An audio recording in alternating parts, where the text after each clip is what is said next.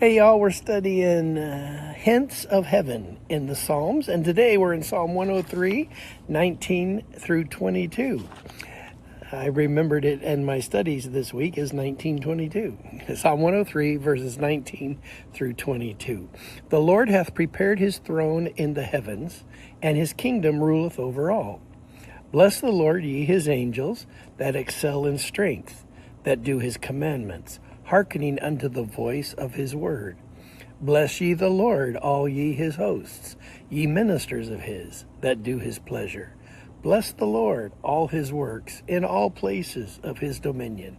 Bless the Lord, O my soul. By the way, this text is good for every situation in your life. If you are rolling and everything is peachy keen, everything is great, bless the Lord.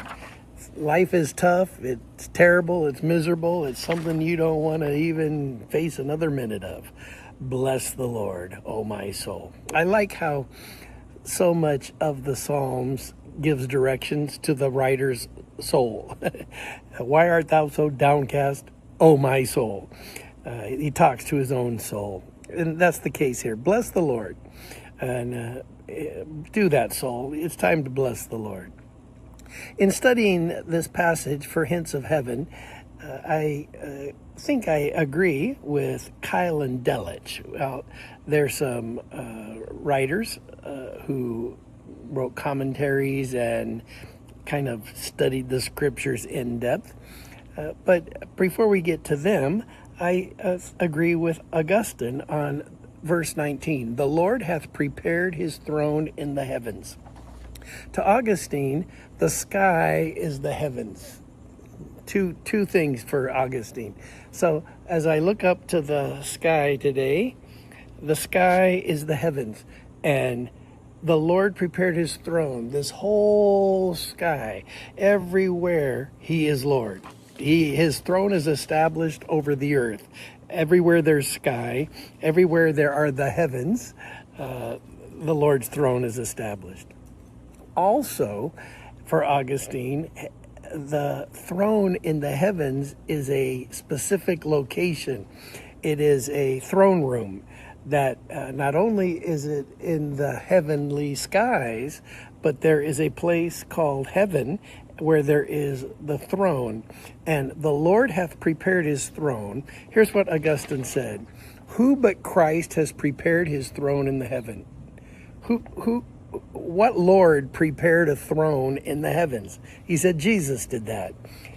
Who is the Christ that's prepared the throne in heaven? He who descended, the incarnation.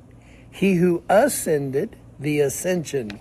He who died, the cross. And he who rose again from the dead, the empty grave.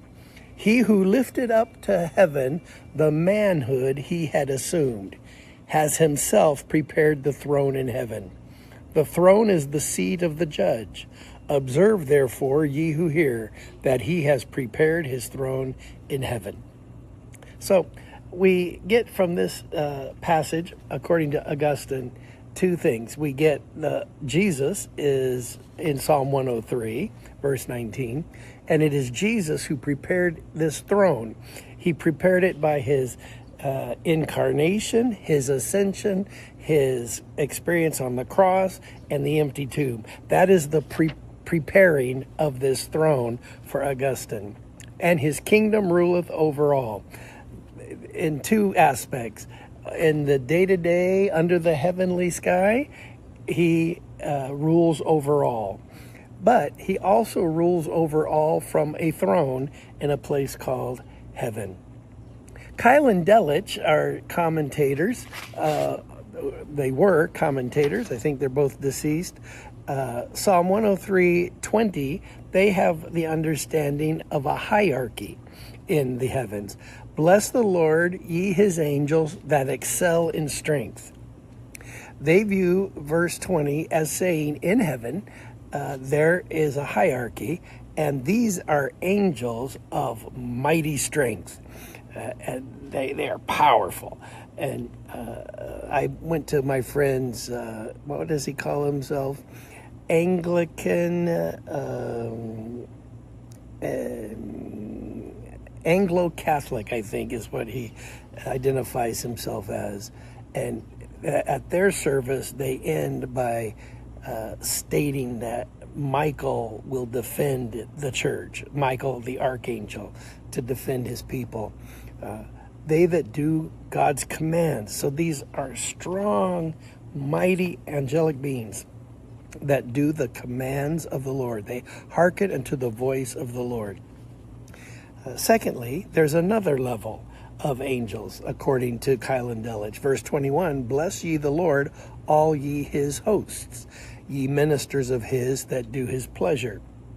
So the hierarchy in this psalm, according to Kyle and Delitzsch, is the mighty angels, and then there are the angels who do the bidding of the Lord, all ye his hosts, ye ministers of his. Then, to Kyle and Delitzsch, there's a third level, and that is all his works in all places of his dominion. And that's us, and according to Kyle and Delitzsch. We are the people, we are the work of his hand, and we are in the place of his dominion. The reason I wanted to talk about this today, in part, is because I have a sense that the angelic world either gets totally ignored in contemporary Christianity or it gets totally overblown. And I think that it's essential for us to not erase the angelic world.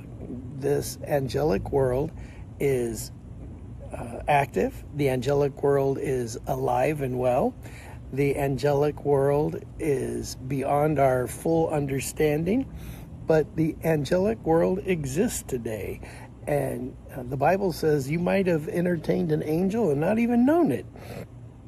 At the same time, we don't want to go so far as people that would see angelic and demons in every bush and every whisper of the wind. We want to be balanced. But I think we mentioned in Psalm 91 that he will give his angels charge over thee. The Psalms are very clear that God talks to his angels about people and gives them assignments. And some people pray to angels. I don't. Some people kind of command angels, do this, do that. I don't. But I do think that it's proper for us to pray and say, Lord, thank you that you give your angels charge. You give your angels assignments regarding me. Help me to receive those assignments. Help me to cooperate with the angelic world. Help me to not fight against your bidding. So in Psalm 103, I think we have 4 different hints of heaven. Number 1, we have the hint that it is Jesus who prepared his throne in the heavens, and he did so by his incarnation, his ascension, his death on the cross, and his resurrection from the grave. We have a second insight of mighty angels, a third insight of all ye his hosts, and a fourth insight, all his works in all of his dominion. But the assignment is the same for all of these creatures, and that is, bless the Lord. So the mighty angels, they bless the Lord. The serving angels, they bless the Lord. All of God's work, we're to bless the Lord. So bless